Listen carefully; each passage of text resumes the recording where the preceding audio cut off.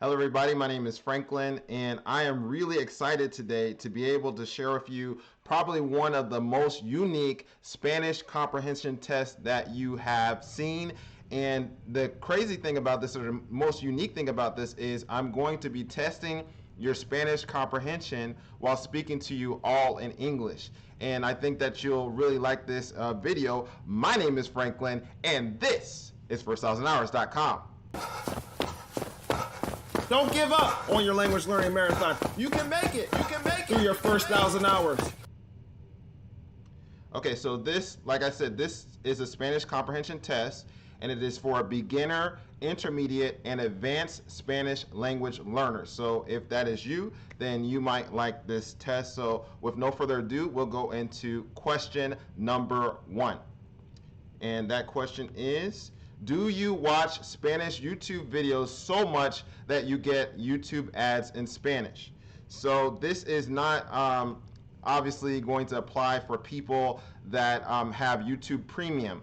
But if you don't have YouTube Premium and you are watching YouTube videos, are you getting ads in Spanish? Now, we can say, yes, I'm learning Spanish, but YouTube in one sense doesn't really care so much about if we're learning Spanish, if we're saying we're learning Spanish or not. What they're concerned about is what we are doing. So the ads that YouTube is going to give us are going to be reflective of what we actually do. And so I just wanted to give you an illustration of how YouTube actually looks at our user history and all of that. So I wanted to actually show you something from my channel to show you some of the data that YouTube has about us. Now, so this right here is a video of, is a picture right here of one of my best performing videos on first 1,000 hours. And it's the Link versus Duolingo video.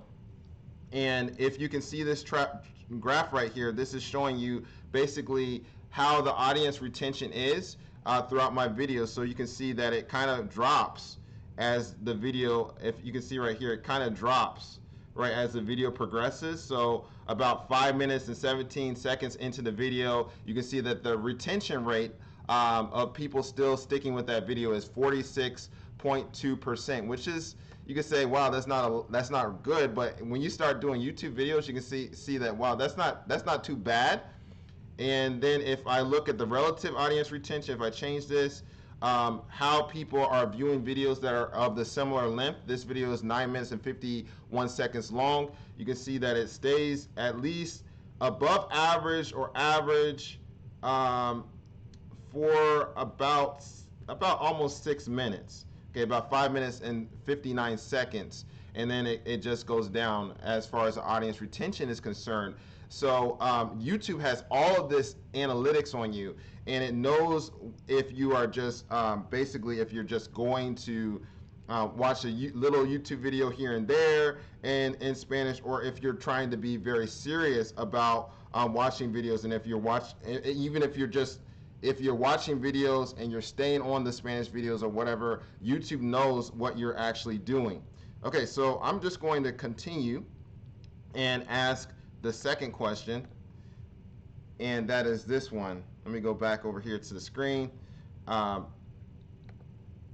When a notification appears on YouTube about a new video from a Spanish YouTuber, do you have a sense of hesitation to watch it because it's in Spanish? And I remember this kind of happened to myself. At one point I was a little bit afraid or hesitant to watch Spanish YouTube videos, but then there came a point where I was like, you know what, I'm just gonna watch it. And I remember one time a notification came on my screen, and I just clicked on it. I didn't think, oh, is this in English or is this in Spanish? I just clicked on it, and that was nice. And I forgot to tell you about YouTube ads. What has happened for myself is I get ads in Spanish on YouTube and also in English. And again, that just testifies to the fact that I am seeking to use Spanish in a real world way. And so just like I like to watch English videos, I like to watch videos that are in Spanish. And Now, some people that might be watching this might be saying, okay, Franklin, that's good for you to do because you have spent a lot of time with Spanish. But what about me? I'm a beginner in Spanish, or I'm a person that's an intermediate in Spanish. What about myself? And what I would let you know is that I have done a video about how you can have double subtitles when you are watching Spanish YouTube videos. And so if you want to know more about that, go ahead and click this card up here, and then you can find out how you can do that so that you can watch YouTube videos from day one. And on top of that, if you don't even know what videos to watch on YouTube, then I also have a playlist on my YouTube page at First Thousand Hours of, different playlists of over 100 different videos that I have watched in Spanish. So if you need an illustration of what to watch, then go ahead and go on my YouTube page and watch some of those videos. They're on different topics, and maybe one of the topics will be interesting to you. All right, let's continue. And we're going to go on to point number 3. And I want to let you know that if you are in the live chat and you are asking or talking or something like that, I will try to address some of your comments at the end of this presentation. I thought I was going to be able to see them, but I guess I've had a little bit of technical difficulties to see them simultaneously as I'm doing this presentation. Let's go on to this comment here. This is from Glenn Roberts, and what he said is, I started using your dual sub Chrome extension idea.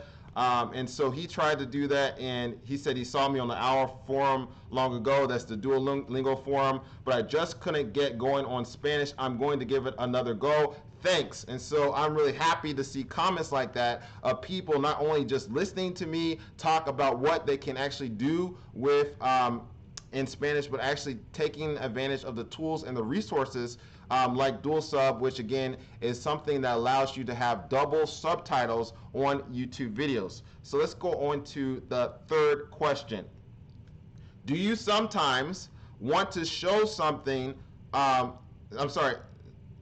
show something on your computer or on your phone to your friends, but you forget that your screen is in Spanish? Have you ever done that? That has happened to myself several times because I have a lot of my settings on my phone in Spanish. So I remember one time I had people in my car, and then I had my GPS set in Spanish, and so we were going somewhere, and so it was set in Spanish. I was not thinking that. To me, it's not abnormal until I'm with people that are just maybe monolingual and they just know English only or something like that. They're not trying to learn another language, and then I really find out how different I am sometimes.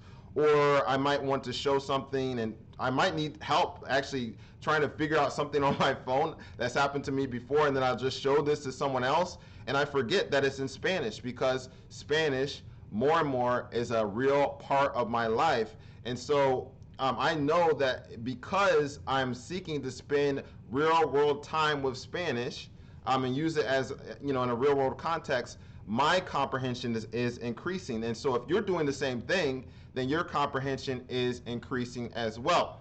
So we're going to go on to the fourth question, and it is this one. Have you watched a video in a language different than Spanish and or your native tongue, but have felt relieved when you've heard the content being translated into Spanish?